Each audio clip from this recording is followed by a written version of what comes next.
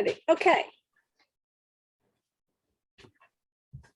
Off you go, Suzanne. Good morning, everybody. Now, this is the technical bit. Let's see if I can do the share screen thing that we practiced. Can you see a picture of a field?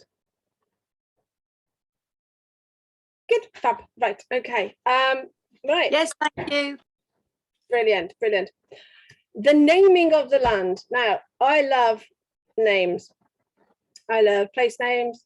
I think they all tell a story, and then you find out that they actually do, which is great. So we name things as humans. We name our children, our pets, our homes.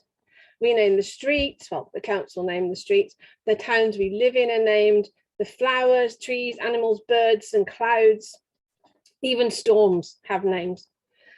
But what is in a name? This is an example of this is Crawley Church there. If you can just see that little spire there, and this is it was an orchard. I think that's Boss Hill's Bank in the foreground.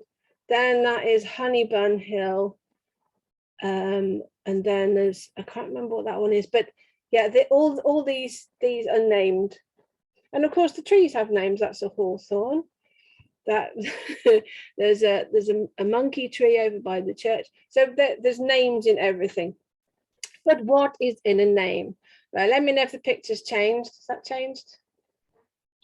Good, fabulous. Right, let's look at Arum Maculatum, for example. This is the Latin or botanical name. Arums are rhizome-producing plants. They have fleshy underground stems. Arums are noted for their spike and ear, which we'll come to in a moment. That's the polite version. Maculatum means spotted or stained, and this is the species with the purple pintle. And we'll come back to that word in a moment too. As they have spots on the leaves, unlike the Italian arum, which has a pale pintle and no spots on the leaves, but both can be found in our hedgerows and along field margins and even in my garden. So, more commonly known as the cuckoo pint, that rhymes with mint, not pint. I called it cuckoo pint for years, but from the Old English pintle.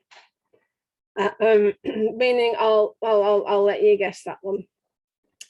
Now back to the spike and ear reference. This gives the plant over 120 names, one of which is the lovely Jack in the pulpit. So there's Jack, and that's the pulpit there, I'm presuming, and you know. It's also called cows and calves in Shropshire. I can't see it myself. Cows and calves is normally something next to each other, but you know. And as Charlotte Byrne, author or editor of Shropshire Folklore, she writes, and I'm going to do a bit of a Charlotte now. The fruit spikes of the arum are in some parts of Shropshire known as ladies and gentlemen, a name which, corresponding as it does to the Devonshire one of lords and ladies, points, I take it, to the connection with Our Lady. About Shrewsbury, this plant bears the startling name of the devil's men and women, the ruddy spikes being the men or lords, and the pale ones the women or ladies. Now I'm presuming she means like the pintle in the middle and this bit being the pale one. So she's actually comparing the two plants there. However, Georgina Jackson, in her Shropshire Word Book, says that the name refers to the berries.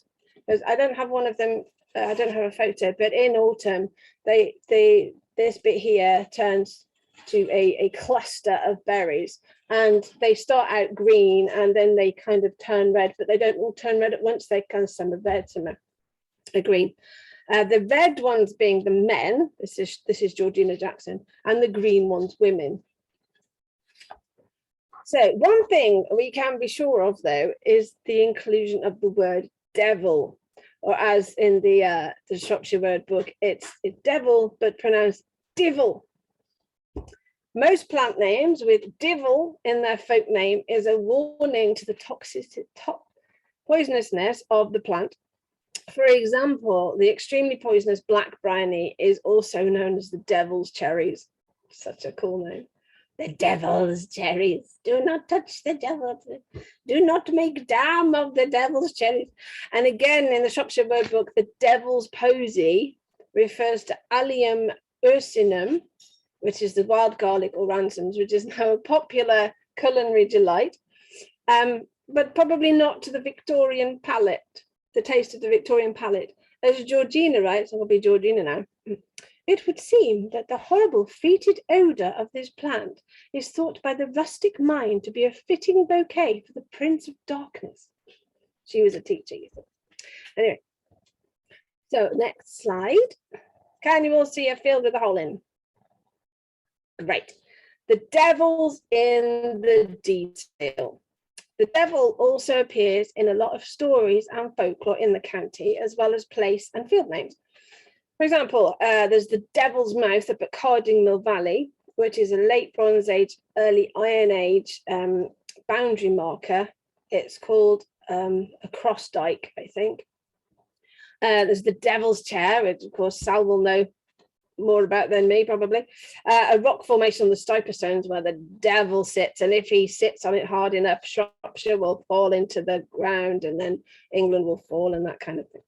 The Devil's Causeway, which Charlotte Byrne mentions, a stretch of Roman road up between Acton, Burnell and Cardington, I believe. And that was built overnight by the devil himself.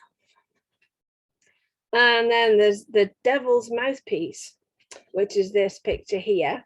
This here is an old quarry, sandstone or limestone, I think. I'm not sure. It's a field name on Sutton Hill in South Shropshire, and this book title is one of the best book titles ever. It's called Where Bist y Gwarins Hurry? Where Are You Going, Sir? A History of Stanton Lacey Parish by Clifford Smout. Sadly, he died before I could get to him, but his wife gave permission for me to use the words in the Where Dragons Lead project, which we did during lockdown. And in the book, he tells of going there as a lad when we considered the moon and wind were right for the job. And they'd go up there and they'd scare younger lads from the village, because when the wind gets trapped in the quarry, it makes a ghostly whistling sound, which may be the origin of the devil's mouth, which is really cool. So the names of some of these places have changed over time, as noted by an elderly lady who recounted the story of the Wrekin giant to Charlotte Byrne, saying they generally call it the devil nowadays, but the older people say it was a giant. Thankfully, some giants are still honoured in places such as the Giant's Chair on Clee Hill, as are other legendary beings. This one is rather lovely. Can you see the goblin? Yeah. Well, this is a painting from Where Dragons Lead by Jo Halden, and she took all the goblin names she could find and put them into this. So up here we've got Goblin Marsh, which we'll come to in a second. Miss Byrne in the Shropshire folklore. I haven't got it down. Anyway, she mentions both giants and goblins, a whole chapter devoted to giants and another to bogies, in brackets, goblins, in which she mentions them, and there are certainly many field names with a root in the supernatural. For example, Palkismore Coppice, which means Goblin Marsh, is from the Old English Buca Mor, and that's near Ditton Priors. And there's also a Goblin Meadow near Shifnal. There's a field name in Canham, which is on the slopes of Clee Hill, called Thursley, and the neighbouring Dursley Croft is said to have evolved from either the Old English deity Thunor, which is equivalent to the Norse deity Thor, if you talk to some people, or Thor's, a giant or demon's open woodland. So, you know, there are giants on Clee Hill. There's one buried at the top anyway. Now you may be thinking, how do I know all that? How do people find out these things? Where do all these wonderful things come from? Well, I'll let you know. This one, who named the land? Right, in Shropshire, a lot of the place names are of Old English origin. Some are Brythonic crosses, some are modern, like Telford. Telford is not an old name. Places such as Shrewsbury, Ludlow, Stotterston, Acton, Hope are all recorded in the Domesday with their English names, written down by the conquering Normans. So they spelt it slightly differently. We can pick out the English from these today. In the early medieval period, previously known as Anglo-Saxon times, the Romans had just gone and their place names fell out of use. Though some of them are fantastic. I found a book in the Oxfam bookshop the other day that was place names of Rome and Britain. I was like, oh, got to go back and get that. So the new settlers, sometimes liaising with the local Brythonic tribes, began to name things as a way of mapping the land. They didn't have maps. Well, they might have done, but you know, they would use the land itself to get around. So they used the shape of the hills, what you could hear there, what could be found there, and who owned it. For example, bearing in mind that Acton Scott, there was an Iron Age settlement, a Roman villa, an Old English Saxon manor. So the Acton, Ac is Old English for oak, Tun is settlement or farmstead or estate. So the oak settlement or estate would have already been established and is recorded as Actun in the Domesday Book.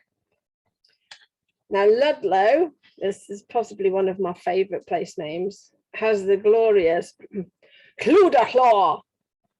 Try and do that with subtitles anyway. It's Ludlow in 1138, which means the tumulus by the torrent, or loud water by the mound. Now the Llaw is considered, the Llaw is the burial mound. So if you see Low or Law, chances are there was a burial mound nearby. For example, Farlow is the fern-covered mound. Munslow is somebody's mound, but they're not sure whose it is, but it's Mun, whoever Mun was. So the Llaw is considered to be a large tumulus which was demolished in 1199 when the parish church was enlarged. They did say that they found relatives of St Brendan there. Now, he was an Irish saint, so what he'd be doing in Ludlow with his relatives buried in a mound, I don't know. So, but anyway, before today the weirs make the sound of loud water, but before they were there, the River Corve rushing into the River Team in between the cliffs at Wycliffe and between the castle would have been an amazing noise to hear. So if you walk around the back of the castle and you shut your eyes and just listen to the weirs, you can imagine those two rivers joining together and being there in the being an Old English explorer going, oh wow, look, it's really loud water and there's a mound. Stotterston is a good example of the Old English dune, a hill with a whale back profile. So they had seen whales, obviously they didn't see too many in Shropshire, but when seen from a distance, it has the kind of whale back profile. It has been designated the Horseman's Hill, from Stotters means like stud farm. And the equestrian element remains there today, which is really rather cool.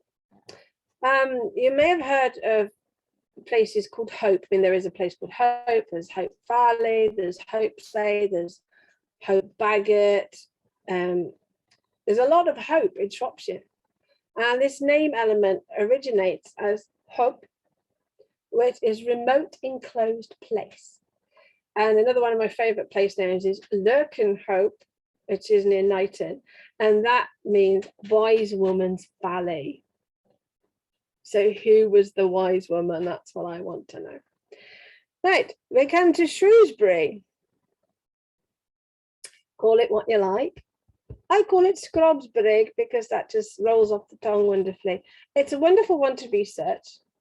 I'll leave you to look at that yourselves because it's quite long and it's changed over time as different people have written it down the way they would spell it. So just basically, I think call Shrewsbury what you like. But where to start to look at these things, right? There's that book there. That's the library version. This is my version. And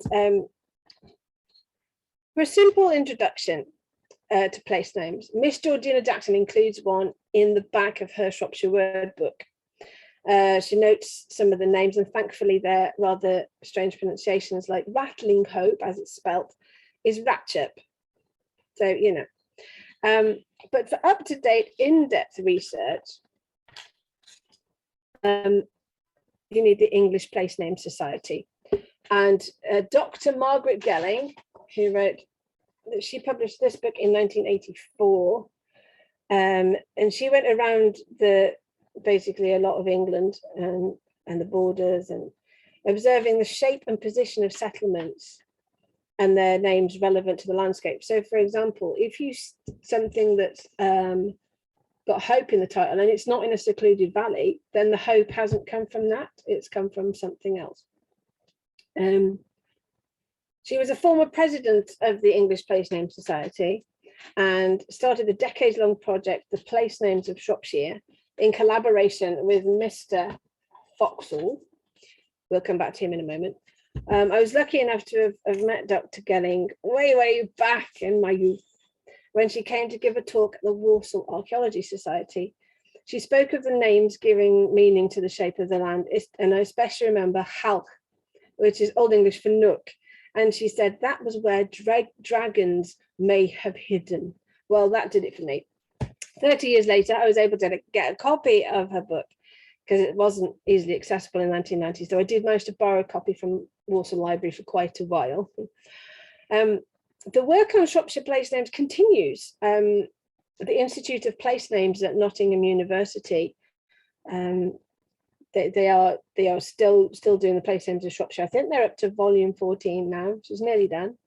And they played a big part in our project, Where Dragons Lead, where we met people from the university, and they were very keen to hear about our work. And then lockdown happened and all the communication dissipated, unfortunately. Anyway, for Mr. Foxall, for a reliable source on Shropshire field names, he's your man. He made the field name maps that are now available in some Shropshire libraries. If you see a big set of drawers in a library, they will have old OS maps in, and they will have field name maps. And he made those from the tide apportionment maps of the 1830s to 50s, and we wrote a song about it to thank him. I'm not going to sing that now, but you know, we'll be doing it live soon. The thing about the place names is that you have to go back to the root. You've got to use proper resources. There's people go, oh yeah, well, you know, Telford, well, that means the ford by the Tell. No, because it was named after Thomas Telford. But you know, people will try and, oh, is it because of this? For example, there's a place down in Frome in Somerset called Gore Hedge, and the locals say, oh, it's because they used to cut up all the poaching bits and hang the gore on the hedge. And no, it's because gore is a triangle and it encloses a triangle. Anyway, so yeah, and people do, you know, they do like to put gore in it if they can. The publications associated with the English Place Name Society are the best resources. I'm not on commission for place and field names. They go right back to the roots as far as they can. And with Dr. Gelling's fine-tooth comb approach and her actual visits to the place themselves to prove a point, they really are the best. Some places have not obviously been visited by other authors, but that's fine. They can't get everywhere. This picture shows a field near me, and this is this is one big field now, but there was an orchard there, and this was the bowling alley. So that was Bowling Alley Orchard. and this is the bowling alley. Now, entries for this name are from the modern English, either a reference to bowling or used figuratively to a ground with level surface. Now, as you can see, this is not a level surface. I can't imagine anyone playing bowls on that on a Sunday afternoon. But I think it might either be from a sarcastic reference, as it's not flat at all, because they, humans made these words up. So it could be, oh, the bowling alley, that really flat field. Or they used to roll down this to the church from this lane here, roll all the way down to the church, which is down here. So yeah, or you could bowl things down it for fun, like they do the cheese rolling in Gloucestershire. Maybe there is some kind of, because there is a field which I think might be the one next to it. It's called the Wheel. So you've got the bowling alley and the Wheel. Did they roll a wheel down it for fun on as part of a harvest tradition? We don't know, it's not written down, but I like to think so. Was anyone tied to the wheel? No, anyway. Other sources, of course, are local people, names that are not on maps, because they're not the official versions. Streets before they were officially named, valleys, and even car parks all have their own names. For example, locally, we have the official Clee Hill Village car park, but the locals call it the Vic Tip because that's the Victoria pub is still there, but it's closed as a pub now. And everyone was tipped out onto this car park at closing time. We have Fairy Glen, which is not noted on maps. That's where Cornbrook cascades down the hill with a succession of waterfalls, and it's so called because of all the fairies that live there. There's one fabulous oak tree. Well, there's absolutely loads of oak trees around here that are fabulous. There's one that's called the Poacher's Oak, which is in Corley, and people say that's where they used to hang the poachers from, but I think it might be that the poachers used to climb up it because it's a very easily climbable tree and hang their catches or findings, maybe we should call them, hang their findings up in the tree, and go and get them the next night or whatever, but that's just my interpretation. There's one down our road which we call the Whispering Oak because it whispers. It's part of it is part of the hedge line, so it's got little twigs with leaves on it, and not all of them fall off, and so they shiver when you go and stand in front of it, and it's even when there's no breeze, so we call it the Whispering Oak. And then further down the lane, there's four oak trees, and I call them the tawny oaks because that's where I saw the tawny owl fly out of, and two little tawny chicks sitting in a branch. So I call them the tawny oaks. No one else does probably, but anyway. So the study of names is a fascinating subject, and I love it. As well as looking into more, whether it be flora, fauna, field, or farmstead. But I open a question to you now. What would you call where you live if the current one doesn't do it justice? Or you would think it'd be better called this, or I don't like this name, it's too boring, whatever. Where I live is called Corley, which means slopes frequented by cranes, which is where we get Cranesfield Bardic Arts. And you're thinking, well, where are the cranes? Where are cranes going to be in this landscape? And you look on maps and you see that there are old fish pools down by the rectory, down by the church. So the cranes would have come down here, possibly nested here because there was a source of fish. So, great. So what would you call your place name, or what would you call your favorite flower or tree? If you don't like the name, maybe you do like the name. Have you got a favorite name of a flower because of the way it looks or the way it grows? So yeah, so there we go. Thank you for listening to me rattling on. And now it's over to you.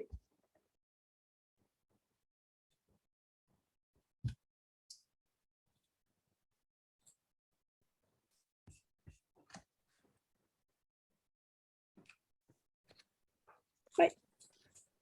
Well, I live in the Stiperstones and it seems that not many people know why it's called the Stiper Stones. I don't know if you have any insight to that, Suzanne. I have my idea. What's your idea? Well, I live in Stiper Stones, and it's next to a village called Snail Beach. Mm-hmm. And you couldn't find anywhere more further from the sea than Snail Beach. So they're kind of like little corruptions. And so my idea about the Stiper Stones is that it's stipend stones, stepping stones, because there's these rock outcrops on the top. And I kind of that's the story that I believe, and that I live. It's my lived experience, because you have to really sort of step across these. Yeah. And then also when you look at them, there's like significant, they're like tors, if you don't know this area, if you know the tors in Devon. So there's Nipstone Rock, there's Cranberry Rock, there's Manstone Rock, there's the Devil's Chair, there's all these ones. And if you think about kind of a landscape inhabited by giants, well, these tors would have been kind of giants, stepping stones, stipend stones. So that's the story that I come up with. But lots of people have different stories. And Snail Beach, we're very near to Wag Beach, and there's quite a lot of beaches around here. So I think that's a corruption of the Welsh Batch for Valley. So it probably is. I'm just having a look in here. Be interested. It hasn't got Stiper Stones in this book. I know. It's absolutely been left to the people. Yeah, I think they don't put it in when they don't know, when they can't figure it out. I'm just having a look. The Snail Beach. That's how I pronounce it, and the Wag Beach. There's quite a lot of snail meadows, but they don't actually say, oh, is that where there's lots of snails? It could be. No, Snail Beach is not in here, but it may be in one of the other volumes, because there's lots of volumes for beaches. People make it up themselves based on their experience. Yeah, I think the beach. It looks like beach, doesn't it? Beach, BEACH. Lots of beaches. Yeah. No seaside. Yeah. So yeah, I think that lots of sort of get kind of smooth along. There's the Biak, as in the A sound. I'm not doing phonetic, but the A sound in Anglo-Saxon is the A and the E joined together, and that's the stream in a valley. So if there is a stream in a valley and there's lots of snails in it, that could be one. Wag Beach. What would Wag be? I don't know what it's called. I know. Yeah, I mean there are these books that go into bog. Wagon is a quaking bog, so maybe there's a stream by a bog, quaking bog by a stream. I don't know. You have to look at the landscape, which is what Margaret Gelling did. I'll put this into the chat again. This is the link to the key to English place names, but it doesn't have every single one. You have to go really down to like the local area for it. And that's where you have to make it up yourself, really. Exactly. I mean, someone made it up in the first place. It didn't. The land did not come with a sign on it. Someone went, oh, that looks like one of those hills, so I'll call it a dune. I think that's where dune comes from as well, possibly. Well, in my reckoning, it does. And because this whale back profile, had they seen a whale, or was it just that hill shape like that is called a dune? You've got the ones that go like that like with the concave thing. They're the edges, and then you've got the overs, which are or it's the other way around. Anyway, one of them is a convex cut into the hill. One of them comes out, and I can't remember which one it is at the moment.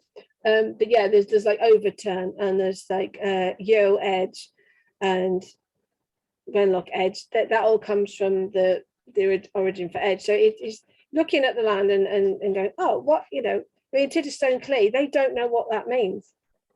The English name tape. they say, oh, Clee might be this, it might be that, it might be this. Well, it's what the locals called it. It's the Clee. That name is lost, but it's great because it's ours, and no one else has a Clee. You live near a place called Hull Beach. I'm thinking it's to do with beaches. Let's have a look. Hull Beach. Yeah, it's spelt two ways. You can either spell it with a double ECH or BECHE. Here we go. If you've got concave ridge, Hull Beach. So have a look at the landscape. See if it's a concave ridge. It goes like that. Yeah, there you go then. It's a concave. Yeah, see, place names in the landscape. It's where they hid from the gunpowder plot. Ah. They hid in the Hull Beach house and Hull Beach Hall when they tried to escape. It's an old folks' home now.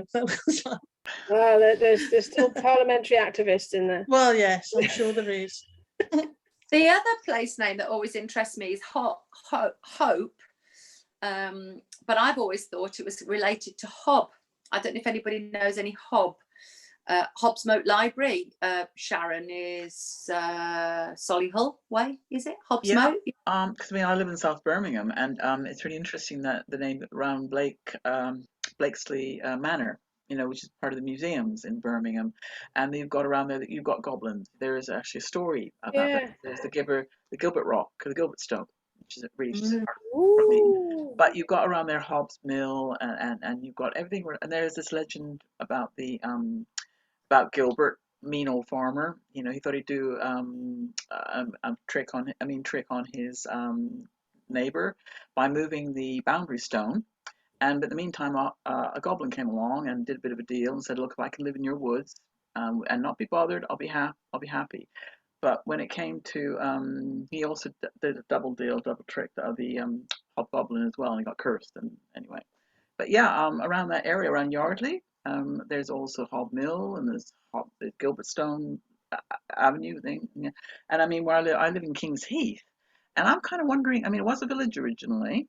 It's got something to do with Kings. I know Kings Norton has got, which is a bit further up from where I am in Birmingham, and that's got maybe something to do with King Charles because of the King Charles I during the time of the Civil War, and it's reputed that his wife Queen Henrietta was supposed to have stayed at what was then called the Saracen's Inn, which has all been renovated and is part of St. Nicholas Church, and and also Kings Norton is part of Bromsgrove. Bromsgrove was the mother church for Kings Norton.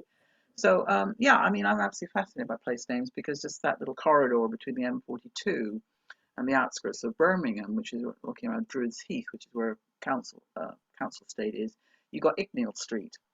And you've got the Icknield Street, which is dates back from the Romans. And it's, and then I think it goes right into Birmingham itself. Icknield Street seems to follow on. So, yeah, I'm absolutely fascinated. But, I know there's also Crab Mill a road, and I'm thinking, where's the crab? Where's the mill? We still have Pebble Mill, we still have Dobbs Mill, which are all the just the place names that are left of the mills that no longer exist in the Edgbaston area. Absolutely fascinating. But yes, you're quite right, Sal. Just that did prompt me a bit with Gilbert Stone and Blakesley Hall. That's it, Blakesley Hall. We've got a pub called the Crab Mill near to where I live, so that's I'm not sure there'll be any crabs where I live either because I don't live by the sea. Yeah, I'm just kind of wondering if crab is a corruption of something though. Yeah, I was thinking that. Yeah, because there obviously was a mill in the area, in around that area because it is still quite rural, even though it's a bit of a corridor between the M42 and the outskirts of Birmingham. But I'm kind of wondering if it is a corruption of something. Or maybe crab apples. Yes, that's true. Yes, orchard. There's one here that's it says Crab Wall, which is in Cheshire, I think, and that comes up as Crayfish Spring. So if they were, wall is an old word for wellspring, whatever. It could be that they were in the stream that fed the mill. There were these crayfish because they live in inland streams, and so it may be that they are the crabs. Yes, that could be it. Or it could be something entirely different that no one will ever know. Yeah, we do have crayfish in the water by where I live. And another one for there's a lot of L-sitches around, and when we were looking at the field name maps, there's L-sitch field, L-sitch bank, L-sitch ditch, and a sitch is a small stream, and L obviously is the eels. So you can see where the eels were. I mean, obviously, with farming methods and ditches being drained and ditches being expanded, they don't have the population of eels as they did, but you know, it was vital for food, I think, at some point to go and catch yourself an eel for dinner.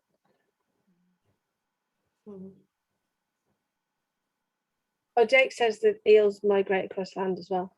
Do they develop legs? And there you go, Wriggle. Yes, I like the name for young eels is elvers, which is quite cool as well, because that kind of gives them like another worldly feel to it. Any more questions? I was just going to say about, what about now with all these new place names that we have, sort of what people are going to be thinking in the future. So when they build new housing estates, for example, they name them after like the Lake District or something like that.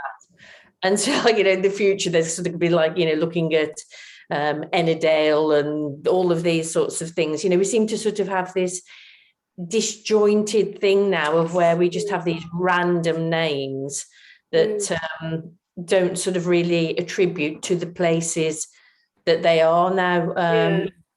The new bit all round by Shrewsbury, where they've got these like very random names and they're not named at all, say, like, you know, where it's by the gay meadow or whatever, but it doesn't mention sort of like, you know, soccer field or blah, blah, you know, which you could attribute to it. And then the other thing I was going to say was going back to archives and things, just going and looking at some of these old maps in the archives with these, you know, very, very, very, very early place names written on them. They are just works of art and beauty in themselves, you know, not just the names, but the artwork itself. So it's well worth going to the archives just to look at where you live and to see these really beautiful old maps. Yeah, I would really like sadly they were going to have a field name sale at the a field name map sale, because they got quite a lot of copies, and you know, they wanted to get rid of them, and they had a sale, and then had a sale planned, the Friends of the Shropshire Archives, and they were going to sell some of these maps, and something, I think it was either lockdown or it was the floods, and they didn't do it, so we couldn't buy some of the field name maps. And they've had an ordnance survey clear out since then, and they've thought, oh, we've got these ones, this one. So keep your eye on the Friends of the Shropshire Archives, because if you could own one of those, you know, it'd be a copy, but you know, you're owning a piece of history as well. And you know, you've got these lovely, I mean, even the old OS maps that are like printed from the 1960s, there's stuff on there now that isn't on the new maps. This was part of the reason we did Where Dragons Lead, because things on you know, like there's near Corfton, near Diddlebury in South Shropshire, there's Corfton Castle, which is Motte Bailey, and Sir Walter Clifford lived there, and his daughter Rosamond was Henry II's mistress, and there is a Rosamond Well on some maps, but not on the new ones. So either it's been filled in, or you know, and there's the black is it the Black Pool? It's where the White Lady of Longnaw emerges from, is just to the left of the A49 going north, before you come to Longnaw. And Shropshire, Charlotte Byrne says that it's supposedly bottomless, and it's on the maps. And then in 1968 map, it's disappeared. It's been filled in. How you fill in a bottomless pool? You know, but I know where it is, and so you know, every time I go back, I'm thinking it's sinking. You know, there's trees growing on it now, but it kind of, there's a dip in the middle, so they've planted it up with trees, obviously to stop people going on there. But does she still come out of it? That's what I want to know. Wow. I'm really inspired by a play written by an Irish playwright called Brian Friel. And I don't know if you know the play called Translations. Yes. Yeah, I went to see it in Manchester. Yeah, it's just such a powerful play.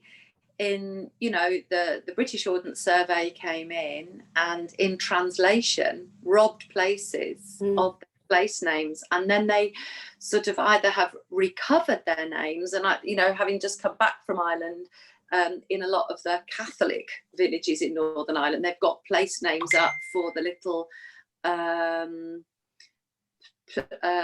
you know, field names and townlands, because they divided things very much into townlands within parishes, and kind of really trying to recover those and getting them back to that language. But we obviously have got lots of languages here. Do you know what I mean? It's not just about tracing it back to like the Irish. So say Dublin means Blackpool. So, you know, it's kind of really weird, but so it's not just about translating, is it? It's about, like you say, looking at the land and feeling it in our bodies, knowing what it means to us. Because I always like it when people have their local, like up here, they, like you were talking about the Clee Hill car park, you know, and they get like, there's a place by here that you call the Bumps. You know, like really unimaginative, but everybody knows where the Bumps is, you know. And it's just kind of like there's so many layers to this naming, isn't it? Isn't that? There's a book called The Hollow Land written by Christopher Hadley, and it's based on the Pier Shonk's Dragon Slayer legend from Hertfordshire, from a clutch of villages. And what he's done is exactly what is peeled back the history of this legend around these clutch of villages. And how did this? Because actually, in the church, in one of the churches, is actually the tomb of Piers Shonk's, and yet he's meant to be a dragon slayer. And in about the 19th century, when they were chopping down this big yew tree, which had been a boundary tree between these different fields, they discovered this hollow underneath, and the laborers said, "Oh, that's where the dragon was. You know, that's where the dragon. That was his lair." And they said, "Oh, how did they find that out?" So so obviously you had the folklorists at the time, your Reverend somebody had a fantastic name, I can't think of it, but he started then interviewing all these different laborers. And what Christopher Hadley's done, because he lives in this area, he's starting to peel back all the layers of history about the place names, the boundary trees, why this legend originated, because I think it dates back, the tomb actually dates back to the 10th century or 11th century. And there's a legend about there's a devil there, about he would have got hold of the soul of Piers Shonk's, but Piers Shonk's made certain, well, I'm buried from the north to the south, my head's of the south, and therefore the devil couldn't get his soul. But it's really a fascinating read, because he goes right into all the ordnance surveys, the early maps, even of the like Doomsday, you know, whose field, that could have been Gilbert's field, or that could have been somebody's field. And it's a fascinating read. Just peeling back all the layers of this actual legend itself. It's like a detective story. It's a detective story. What was the name of that book? It's I think The Hollow Land by Christopher Hadley. Okay, have a look for that then. And I think that's, yeah, it's fascinating, the Hollow Land. Just the idea of the Hollow Land. I suppose that he mentioned that because of the Dragon's Lair, but the Hollow Land because of all the different layers, you know, just stripping away history and things. So, and you've got things like I didn't mention it because they're mostly in Worcestershire. There's Drakelow, is down as Drakerslow, and so that would be the Dragon Mound. And any what's it called? Anglo-Saxon people coming in would have dug into these mounds and found treasure, and said that's there's a bit in Beowulf that said the dragon is with his treasure in the mound. And it's because they came in and they dug into these mounds. Oh, there's some soil here, we can use this for building, whatever. Found these treasures, and then they discovered, actually, we'll leave these alone. Don't go there. There's dragons. They may have took the treasure out, but they actually reused these mounds to bury their own people in because they could see there were burial places, and this must be the sacred burial site, and they added on and added on. And then there's I think there's one of the mounds, it's either at Sutton Hill or Taplow, there was Neolithic finds in the top. So they had dug out the mound, put the king of Taplow in, wherever he was, and then put the soil back on top, and there's these Neolithic things on top of that, on top of the Anglo-Saxon. So they reuse this mound because there's a burial place, and so but don't touch it, it's the dragon's mound, you know, you don't touch that. And it's hard, it's amazing. And you know, Wormlow is another one that there's where the serpent like dragon would have guarded. And I mean, it up in Orkney and Shetland and Northern Ireland, they call them the fairy mounds, don't they? So don't go near them because that's where the fairies live. It's a way of guarding the ancestors, I think, and it's incredible. I mean, that everything had, according to the Saxons, when they came over, the Angles, the Jutes, and they came here, everything that the Romans had left, they thought had been built by giants. Like the wall that was left standing at Wroxeter is called the Old Work, but they said that giants built this place because they didn't have that building technology. They built out of wood and wattle and daub, and they didn't have the technology to build out of stone like the Romans did. But isn't that interesting about when you haven't got that connection with the history of that land? Like with the Romans left, you got that disconnection, which I think Anne Marie's mentioned, the disconnection. And then it's the thing about like fossils, about how you interpret them, how people interpreted fossils. Like the Chinese. Some of the dragons are fossils, I think. Yeah, I mean the Chinese regarded, when they found these great big bones, because I mean their landscapes are just rich in fossils. Oh, there's a dragon bones, you know, and that's how they would interpret them, and that's how people interpreted things until paleontology became a thing and could interpret them a bit differently. But that's the way people, and I guess that's really connected with what you would find a resonance in the land. You know, there's a real resonance in the land. This historical resonance, but that connection when you've got communities that build up slowly like this, where new communities are just boom, that's it, they're stuck in the land. And what happens, you know? And don't the paleontologists add something but also take so much away? I know that I went to this delightful pub years ago in oh god blimey, I can't remember, somewhere in Ireland, and they had some leprechaun bones, right? And everybody used to go for miles to look at these leprechaun bones. They were monkey bones, but you know, as soon as they become monkey bones, it's like, oh, okay, you know, you're mildly interested how a monkey got to Ireland. But when they're leprechaun bones, it's like, oh man, then the stories begin. That's when the flickers start. So I kind of have a mixed relationship with over-naming things. You know, I do like the folk naming and that sort of happen chance on and the invitation to creativity. I don't think that there's in the church at Penant Melangeth there is a giant's rib, and some people say it's the rib of Melangeth herself because she was a giant. It's very possibly a mammoth rib, but it's a giant's rib. It's labelled as a giant's rib. It's not, you know, been DNA tested to be a mammoth bone. So it's like they are keeping that connection there. And a lot of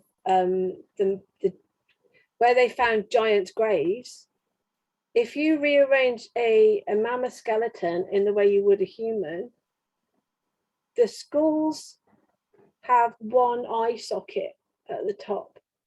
So that's where the Cyclops, they reckon the Cyclops things come from. You lay them out and they have a rib cage like us, obviously it's giant, and their feet, they have fingers. They're very stubby fingers, but they're good for building hills if you're a giant. And then things like plesiosaurs and ichthyosaurs, you dig them up, you find this long spine with a pointed tail, and that's a dragon.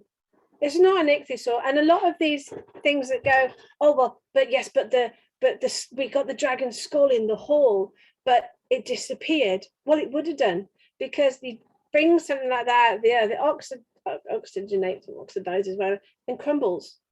So a lot of these things may have been fossils and disappeared, but that leaves it open to be, it was a dragon. So Yeah, who are we to argue with folklore and the language? You know, the whole thing about English doesn't have its own mythology. Well, it does. It's just held in the folklore and the customs of England, and that is where you'll find the mythology. If you had the time and the energy and the funding to bring it all together, you could present a mythology of Britain.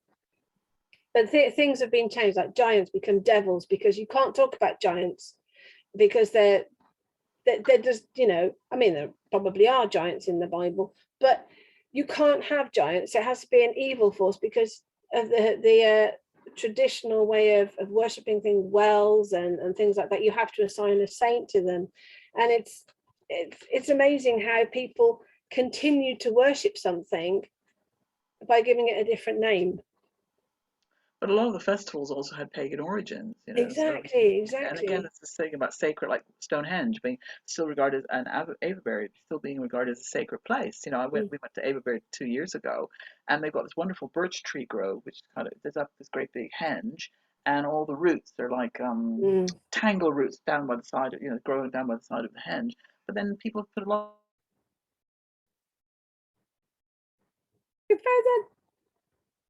But it's a lovely picture. Come back to the show. Offerings, you know, votive offerings around it. Yeah, there's a tree by us, the Bagot Yew tree, and people tie things to the tree, but there's a sign on the tree saying, "I am really old, please do not tie things to me." It was there before the Romans came. So anyway, we are getting close to time, and the recording switches off after an hour, doesn't it? So any last questions before we all go and have a nice cup of tea? Well, thank you everyone for listening. Thank you to Mandy for hosting, and for the folk for making this project happen. And all get out, go down your lane, go down your library, or Google Shropshire Archives. You can download field maps for various different prices depending how big they are from the Shropshire Archives, and you can scan them, and it's fun. It's you know, if you haven't got anything to do one evening, just download one of those. Guarantee you it'll be an evening gone, but it'll be well spent. So thank you very much to the awards for all the people who play the National Lottery, because they're brilliant, and they pay artists like us to do these kind of things and share the love of place names. So thank you very much. Have a wonderful day and see you soon.